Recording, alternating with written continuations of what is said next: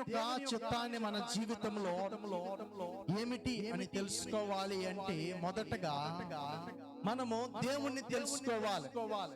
ఈరోజు అనుకుంటూ ఉంటాం, దేవుని యొక్క చిత్తము నా జీవితంలో నెరవేర్చాలి, దేవా నీ చిత్తము నా జీవితంలో జరగాలి అని అడుగుతూ ఉంటాం. దేవుని యొక్క చిత్తాన్ని తెలుసుకోవడం ఎలా? ఈరోజు దేవుడు అంటూ ఉంటాడు, ఈ ప్రాంతం నుండి ఆ ప్రాంతంకి వెళ్ళి అంటాడు. అది దేవుని యొక్క చిత్తము అని నీవు ఎలా తెలుసుకుంటావు?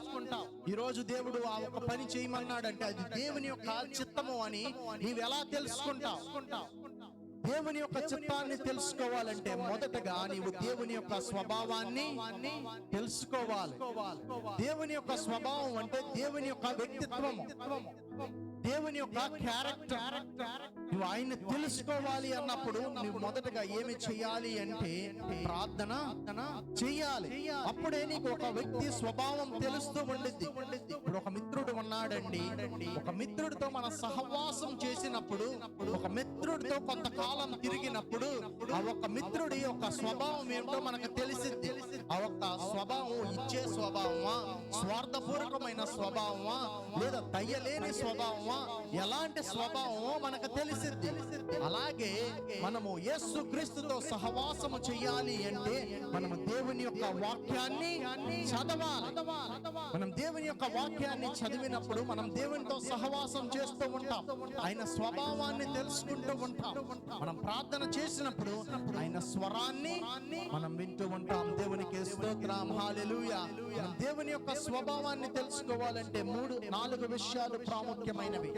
మొదటగా దేవుని యొక్క వాక్యాన్ని చదవాలి, రెండవది ప్రార్థన చెయ్యాలి, మూడవది దేవుని పైన విశ్వసించాలి, నాలుగవది ఆయన పైన నమ్మిక ఉంచి ఉండాలి. ఇక్కడ మనము కీర్తనలు కాదు, మత్తయి సువార్త 6వ అధ్యాయం చదివి ఉన్నాం. ఇక్కడ దేవుడు అంటూ ఉన్నాడు ఎలా ప్రార్థన చెయ్యాలి అని ఆయన చెప్తూ ఉన్నాడు. వేషధారుని వలె వీధి గుమ్మాల పక్షాన ఉండి కన్నీరు కారుస్తూ ఒక వేషధారుల వలె ప్రార్థన చేయవద్దంటూ ఉన్నాడు. ఆయన అంటూ ఉన్నాడు, మీరు చేసే ప్రార్థన యథార్థమైన ప్రార్థనగా ఉండాలి, కపటమైన మాటలు పలకవద్దు. వేషధారుల వలె పక్కవారు చూస్తూ ఉన్నారు కదా అని బహిరంగంగా గట్టిగా ఉర్జీవంగా కన్నీరు కారుస్తూ ప్రార్థన చేయమాకు. నువ్వు కన్నీరు కారుస్తూ నీ గదిలోకి వెళ్ళి తలుపు వేసుకుని రహస్యంగా నువ్వు ప్రార్థన చేయి, దేవుడు నీకు బహిరంగంగా ప్రతిఫలం ఇస్తానన్నాడు. కానీ ఇక్కడ మనం చేయవలసింది ఏమిటి అంటే ఆయనకి ప్రార్థన చెయ్యాలి. మొదటిగా ఏం చేయాలి? ప్రార్థన చేయాలి. రెండవదిగా దేవుని యొక్క వాక్యంలో సమయం గడిపినప్పుడే నీవు దేవుని యొక్క స్వభావాన్ని తెలుసుకుంటావు.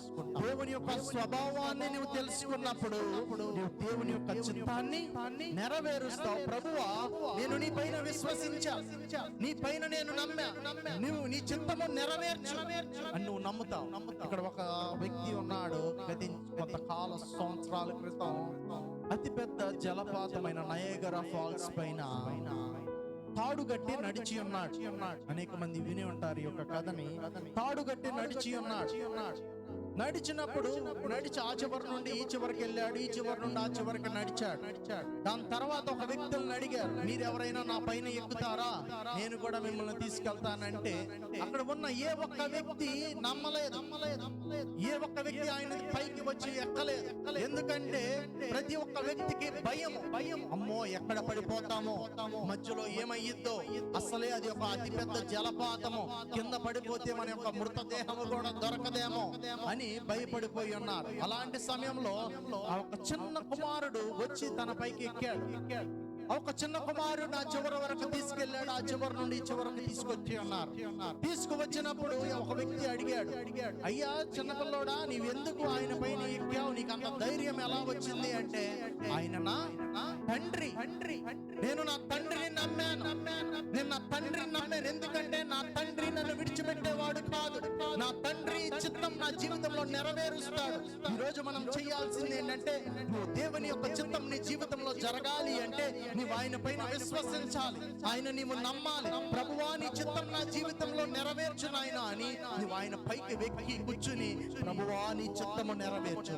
నువ్వు విడిచే దేవుడవు కాదు, ఎడబాయే దేవుడవు కాదు, నన్ను అరణ్యంలో వదిలే దేవుడవు అయితే అస్సలు కాదు అని మనం ఏం చేయాలి? నమ్మిక ఉంచాలి. దేవునికి స్తోత్రం. హల్లెలూయా, హల్లెలూయా. చిన్న పిల్లవాడు తండ్రిని నమ్మాడు. నా తండ్రి ఎప్పుడైనా తండ్రి పిల్లవాడు చేయి వదలడు. తల్లిదండ్రులు పిల్లలకు లేకపోయినా గానీ తన కుమారులకి, తన బిడ్డలకి ఇస్తారు.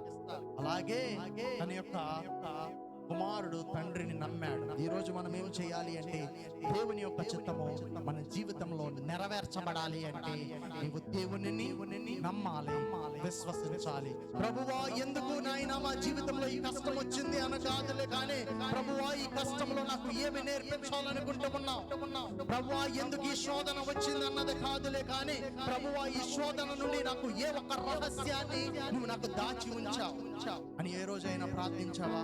ప్రభువా నా పరలోకమందున్న ప్రార్థనలో దేవుడు మనం మత్తయి సువార్త 6వ అధ్యాయంలో చూస్తూ ఉన్నాం.